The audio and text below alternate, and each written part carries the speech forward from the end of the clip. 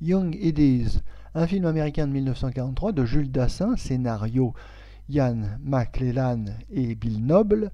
Dans la distribution, nous retrouvons Herbert Marshall, Mary Astor, Susan Peters, Richard Carlson, Elliot Red et Aline Jocelyn. Le sujet. Mary Astor, auteur de best-seller, a disparu.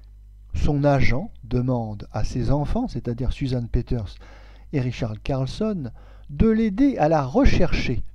À leur grande surprise, les enfants la retrouvent mariée à un professeur de chimie, il s'agit de Herbert Marshall, et le trouvant trop strict, trop guindé, ils décident de faire annuler le mariage de leur mère par tout moyen.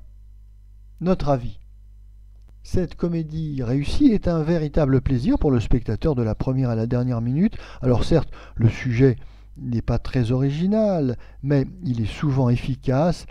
Il s'agit d'une histoire donc où les enfants sont un peu les tuteurs de leur mère, et ce paradoxe permet toute une série de gags et de situations cocasses.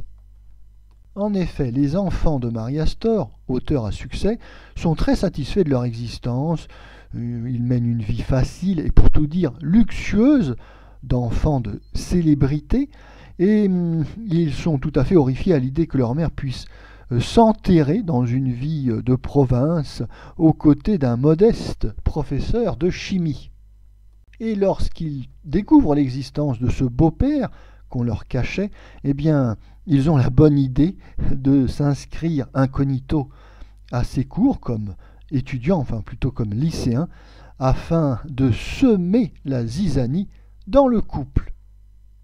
Ce complot de comédie réserve aux spectateurs de très bons moments. Nous avons toute une série de situations amusantes et de gags intelligents.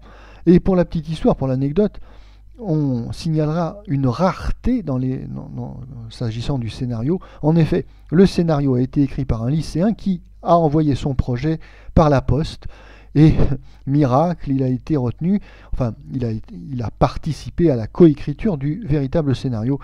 Oui, l'histoire du scénario qui arrive par la poste, eh bien, ça n'existe jamais, ou plus exactement, presque jamais.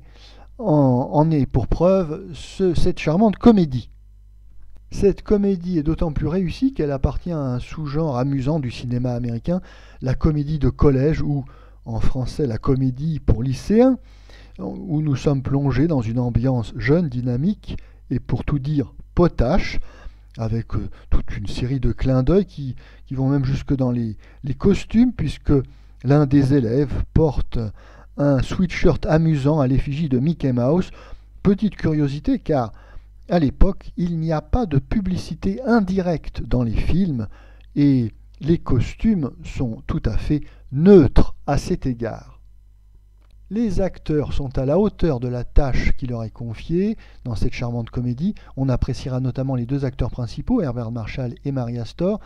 Alors, certes, la mise en scène, s'agissant d'un film de studio, est assez limitée et sans grande surprise, mais Jules Dassin aura l'occasion, quelques années plus tard, de réaliser un film beaucoup plus personnel, son chef-d'œuvre de la période américaine, The Naked City, en 1948, film noir de référence.